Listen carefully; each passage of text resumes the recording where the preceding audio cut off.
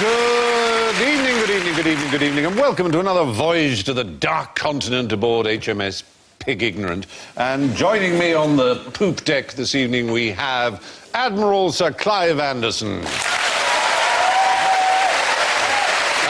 Mr. Midshipman Arthur Smith. Stoker Reeves.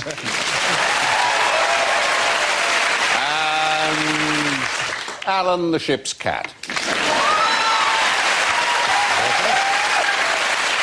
They buzz with anticipation, and this week they buzz with nautical noises. Clive goes... General quarters, all hands man your battle stations. Arthur goes...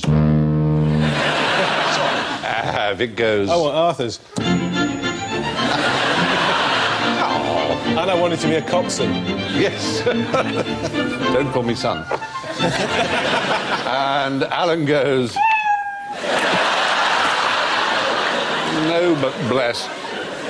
Tonight our D theme is discoveries, and to that end, in front of each one of you here, you should find you have a picture, which is a picture of a genuine United States Patent Office patent application.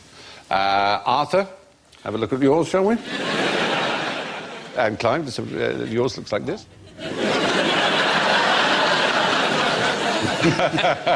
And Vic.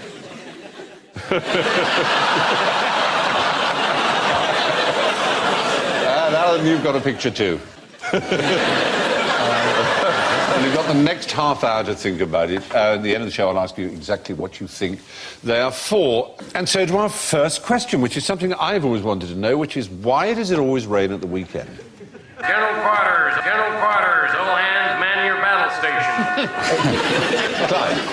Is it because cricket matches are played at the weekend? And God doesn't like cricket? Well, it's just sort of an element of sod's law, isn't it? That you're trying to do something outdoors, fates, you know, garden fates happen. Clive, sod's law doesn't really exist. As a practising sod and lawyer, if it doesn't exist, I'm sure this government is going to introduce it fairly soon. I think more people go out at the weekend and they create a warm front with heat. Especially if they haven't got hats on. There's a lot of body heat is lost. But the thing is, though, a week is a man-made construct. You're right. And which men first made it? Well, they had it in the Bible, didn't they? That's right. It's a pre-biblical civilization. First gave us a 7-day week. Yes. The Romans had an 8-day week. It's Egyptians or Babylonians. Babylonians is the right answer. It was the Babylonians. The point being that if it's a man-made construct, what have we done that makes it rain at the weekend? I'm going to give you points because you're absolutely on the right track.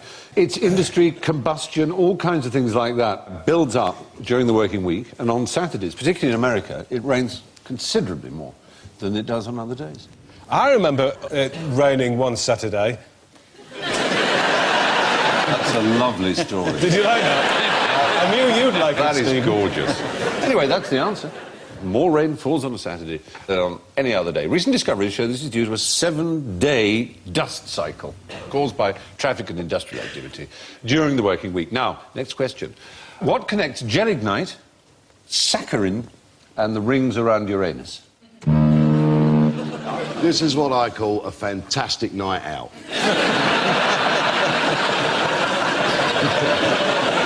Well, if this is about discoveries, the only thing I know about gelignite is it was invented by Nobel of the Nobel Prize. Exactly, it was, yes. And this is a safety version of dynamite. Gelignite is safer than nitroglycerin, Yes. which is what's inside dynamite. Nitroglycerin escapes from the dynamite and it blows people up, including Nobel's brothers. If you get that on your hands, you can get a headache, and they call it having banged head. I learnt that on Brainiac. You're absolutely right. I have reason to believe that it was invented by mistake. Hooray! Top marks, absolutely right. They're all serendipitous, accidental inventions.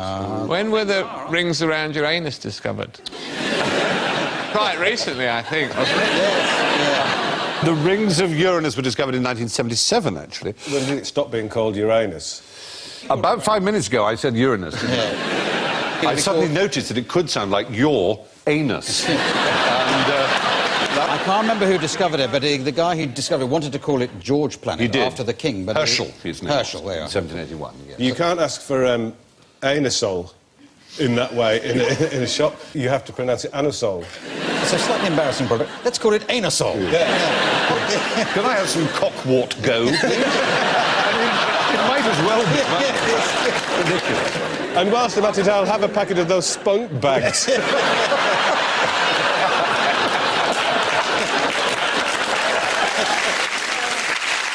Well, anyway, Alfred Nobel was trying to make dynamite more stable, and he discovered by adding collodion. He'd had some on his finger. It was used, I don't know if you've ever used it as an actor, if you've ever had to have a scar. It tightens on the skin very hard. They used to use it as a sort of liquid plaster. He'd cut himself and he thought, this is a very odd stuff. And he just thought he'd try mixing it with lots of other things, and he accidentally mixed it with his nitroglycerin, and it formed a jelly, which you could throw around, unlike nitroglycerin, which, as you know, is very, very unstable.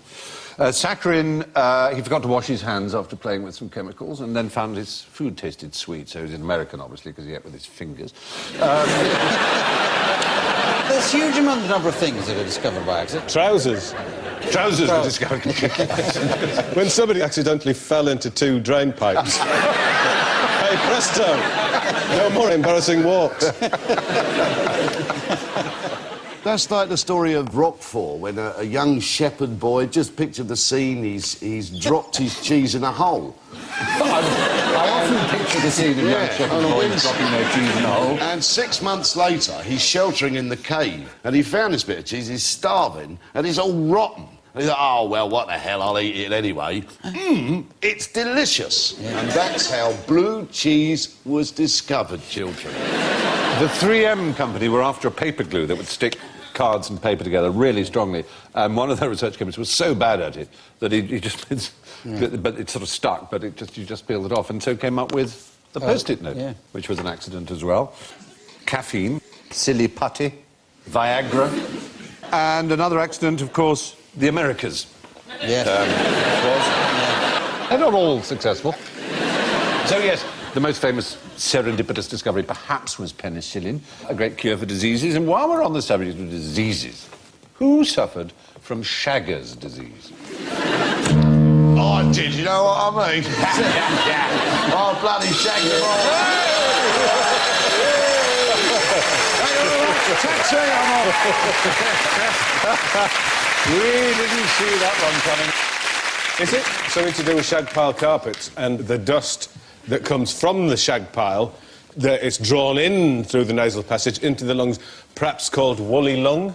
I love that idea, but it's not that. How are you spelling this Shagger's disease? No, that's a good question. Yeah, How you spell it? It's actually spelled C-H-A-G-A-S, Shaggas. I think it's some sort of virus or a bacterium or a... Parasitic. A parasitic disease. It's a parasitic disease. Is it some sort of equatorial disease? I'm sure I've had an injection against this or If anyone something. needed an injection against Shagger's disease. Yeah, what now? You're doing history! It's infectious. There's a famous person who had it. And what's our letter of the series?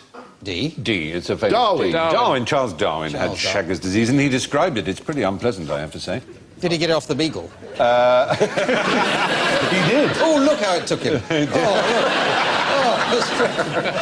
The description of Shagger's disease is unpleasant. Vomiting, preceded by shivering, hysterical crying, dying sensations, half faint, copious and very pallid urine. This is premenstrual tension. What about this one? This is an odd one. Now, vomiting and every passage of flatulence preceded by ringing of ears.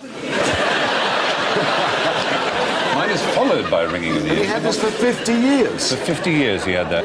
Very sad. Amusing name, but by no means an amusing condition. Shagger's disease, a serious problem still for millions of people all over, particularly South America. It was discovered by Carlos Chagas. It's unique in the history of medicine, inasmuch as it is the only disease that was entirely described by one single researcher. Charles Darwin, one of the great discoverers of all time, of course, described many things with one notable exception. What was Darwin's problem with brown owl?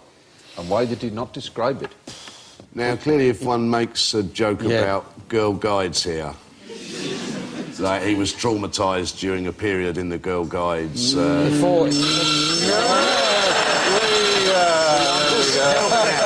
Help me now. We even predicted your mistake, because I think brown owl brownies... Yeah. Yeah, he must have died before... Before the brownies existed, exactly. He probably ate it or something. Ah!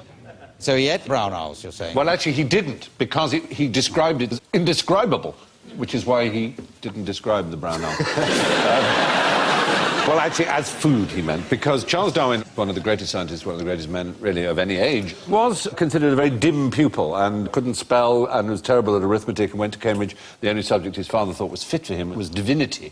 And he spent his time chasing rats and shooting and looking at animals and eating strange animals. He was a member of the Gourmet Society, or the Gluttons, as it was known at Cambridge, and their aim in life was to eat as many rare and peculiar animals, like bitterns and hawks. But brown owl, they didn't like at all. And all the others became bishops and archdeacons. Does this still exist, this club? Exists? Stephen's the president of it. Yeah, I wonder why he's inviting me round for Fox on creme, mate. I take panda. That's the... Oh, it's lovely. You eat panda?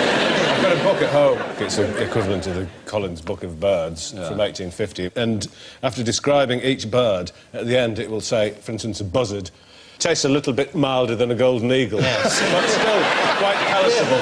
Does it have a wine recommendation at the bottom? You suggest a Chablis or a New World Merlot.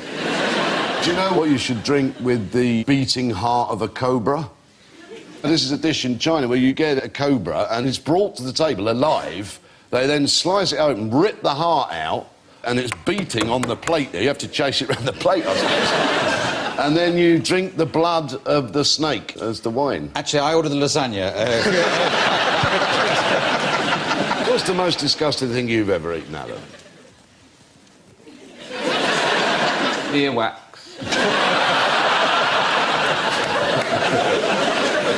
Your own? It was your own, that's all. It's really horrible.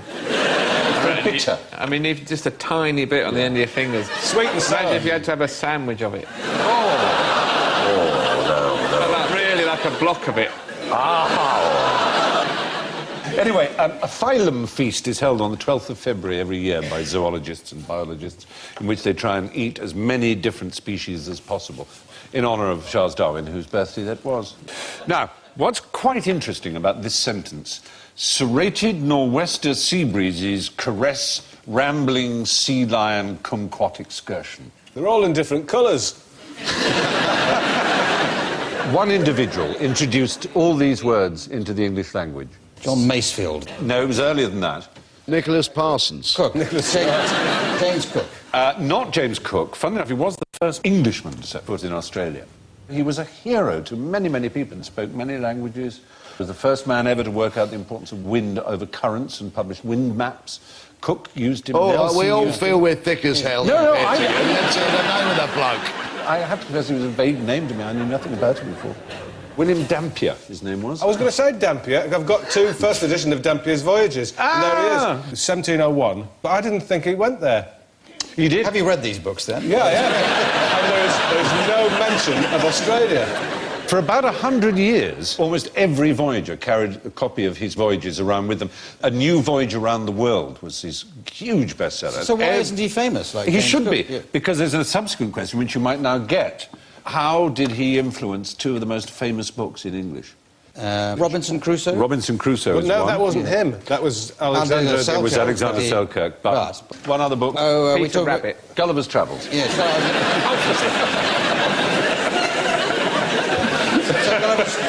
Gulliver's Travels is a sort of fantasy version of his... That's right. It's a kind of parody stroke fantasy version, and he mentions Dampier in the preface, and he bases the Yahoos on Dampier's descriptions of the Aboriginals of Australia. But was he stranded on an island? No, the voyage on which Alexander Selkirk was the first mate was organised by Dampier, and he was on board as well. And there was a captain who had a furious rows with the young 27-year-old Alexander Selkirk, a Scot. And he tried to go around the Horn of South America. And the fourth time, they arrived on this Masa Tierra, this little island 400 miles off the west coast of Chile. And Alexander Selkirk said, "You can get me off here. I don't want to sail any more with you as captain." And he took his, mattress and some books and some equipment, and then on the beach, and then the ship prepared to go. And he thought, "I've changed my mind." And Stredling, the captain, said, "Tough," and So went off. it wasn't a wreck, it was just a... Left him for 4.5 years on his own there.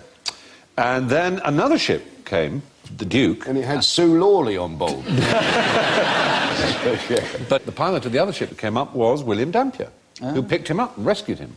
And on the way back, they took charge of a Spanish ship laden laden Spanish ship, all due to Selkirk's superior seamanship. And he went on to the ship that they captured and sailed it back, made a fortune from the prize money. But what happened to him? He couldn't readjust to society after being Robinson Crusoe, as it were. And he went to live in a cave in Scotland for 15 years. And then Defoe wrote the book Robinson Crusoe, and he became a huge celebrity. People came to visit him in his cave, and he got very annoyed. So he joined the Navy, and off the coast of Africa, drank infected water and died. Dampier wasn't well liked either, because he was a privateer. And also, another person on one of his ships was John Silver, who was a peg-leg, and he was just an ordinary seaman, but he was there. Israel Hands was real. He was shot in the leg by Blackbeard. Oh, really? Blackbeard put his gun under the table and shot Israel Hands in the leg and said, "Now, don't forget who's boss." Edward Teach, was it not his Edward name? Teach, yes. I know that there's a bloke in Moby Dick called Starbuck who liked coffee. Yeah, indeed. And his best friend was Costa. I think I know that because you told me. Yeah, well, it's good to know. There's an extraordinary academic book called Sodomy and the Pirate Tradition. Do you know got that it, book? yeah. I've got that Tom Baker came up to me and said, "Jim, I think you might find this interesting." Fine book, and I recommend it. The name of the show is quite interesting. I think Vic here has been more than quite interesting. Yes. I'm going to give you 20 points for this Too fantastic interesting. stuff on piracy. Well, Brilliant.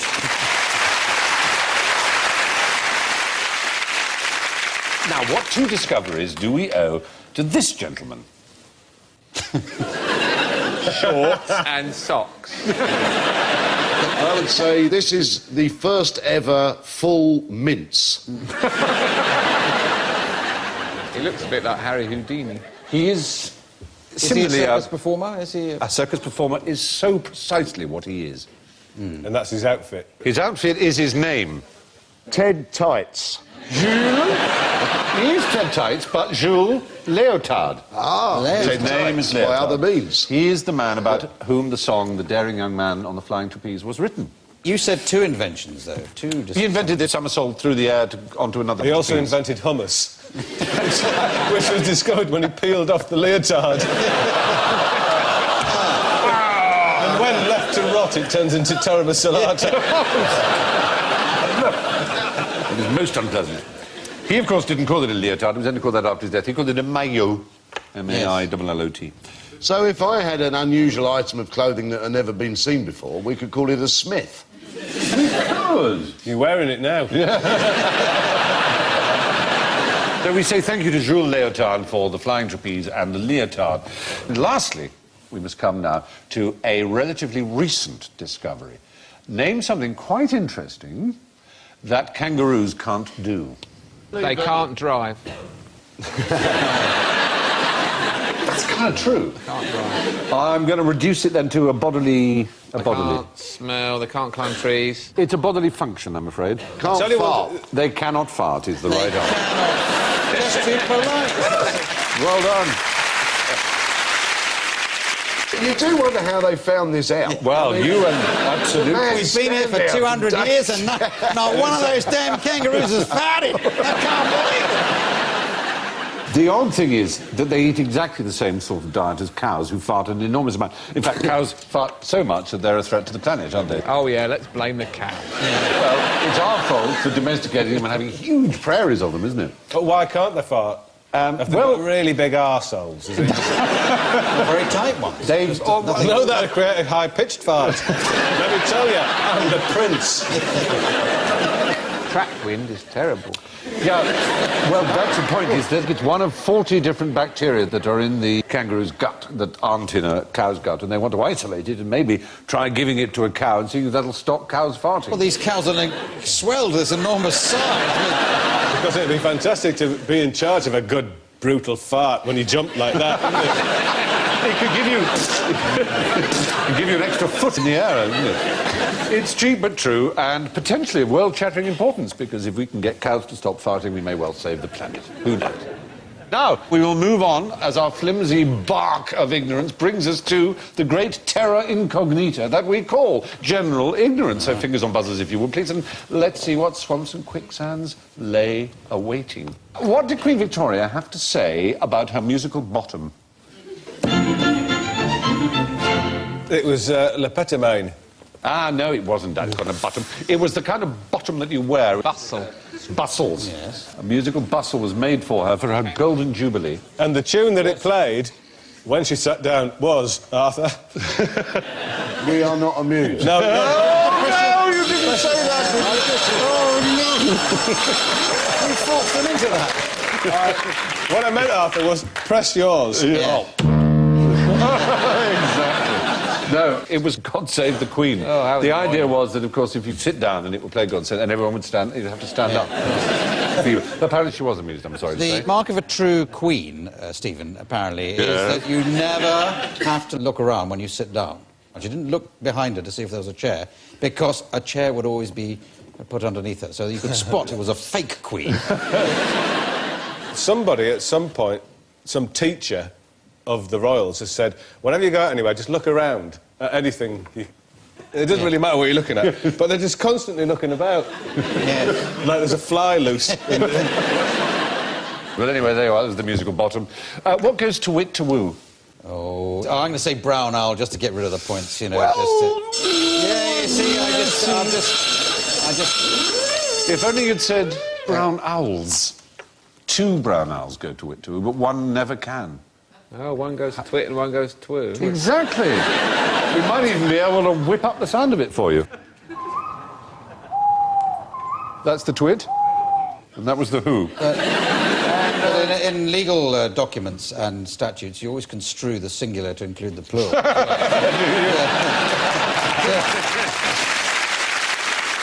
I'll halve the penalty if you can tell me, is it the male who goes who or the female? I'd have thought the female would have the last word, so the male would get the twit. Oh, it's the other way around. Other way around. The female goes twit, and the male goes who. Exactly. Anyway, why did Fernville Lord Digby work in the nude? Ah, is that him there? No, I don't know who that is. I can't. Don't turn round. Because he was a dog. Because he was a dog. It was a Dulux dog. You're absolutely right. Oh, brilliant. Oh, brilliant. That was the second one. Well done. I always wonder why they have a dog on the Andrek, you know, the toilet paper adverts. So there's a sort of implication that really you'd rather be wiping your ass with a dog. Thank you very much. But actually, what was a French...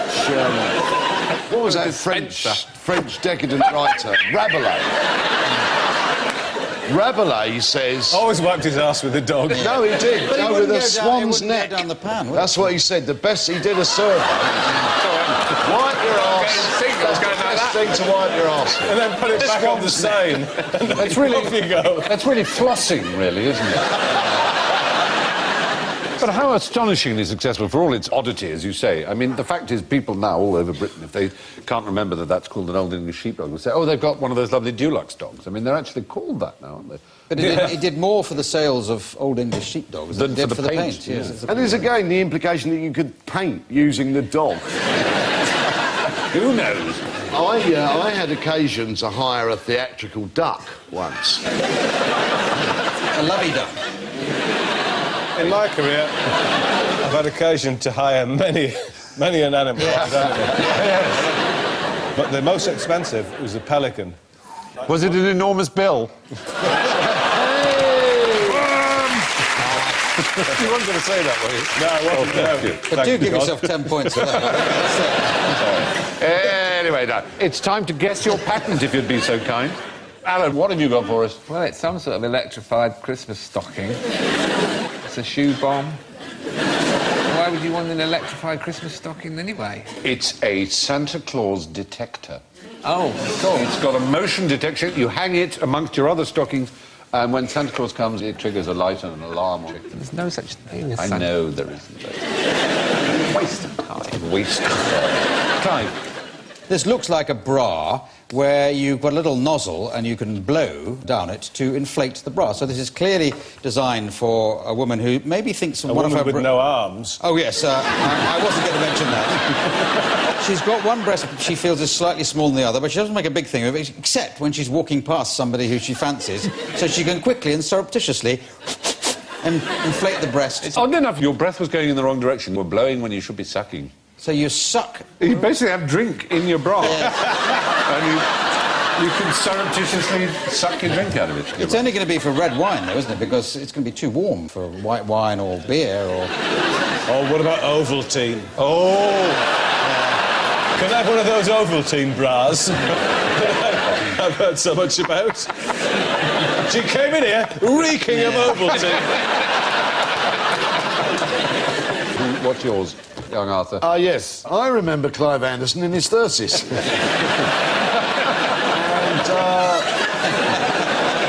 I can't hardly believe it, but maybe someone has actually patented the comb over. You're absolutely right. On May the 10th, 1977, Frank Smith from Orlando, Florida, filed a patent for a method of styling hair to cover partial baldness using only the hair on a person's head. But why is his head the colour of a baboon's arse? Have you got the full details of this that I could take away and study just for general interest? If you look at this picture, though, what you'll see is a horse with its tail. And that's just the end of it. Yes. Vic, what have you got for us? This is a device for sucking those special gases out of a U-bend. And it looks like an actual pan that's filled with some sort of worms, which probably create the gas in the U-bend. Well, you're more or less right. It is a device for allowing you to breathe in the event of a fire in a hotel room. You pop it. It's called the toilet snorkel.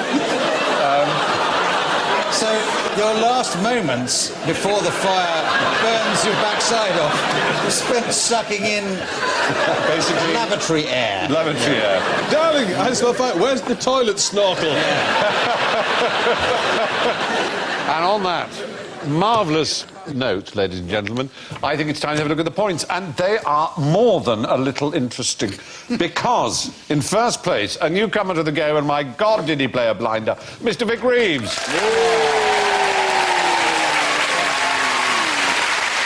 16 crisp young points he earned, but look at this.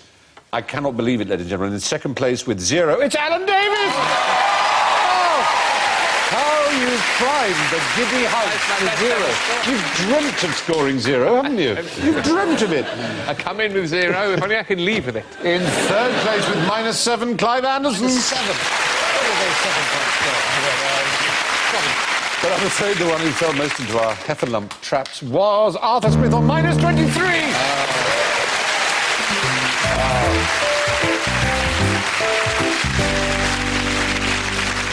From Clive, Vic, Arthur, Alan and me, that's all from QI this week. One last word on discoveries from the plenipotentiary of gobbledygook himself, Ken Dodd.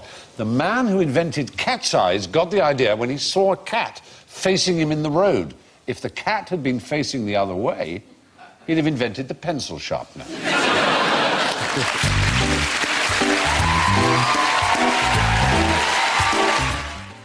You can see episode 3 of QI here on BBC4 next Friday at 10:30. And don't miss brand new comedy Lead Balloon, co-written by and starring Jack Dee on Thursday. Bit of a taster coming up. Tonight, more Stiff at the BBC. Next.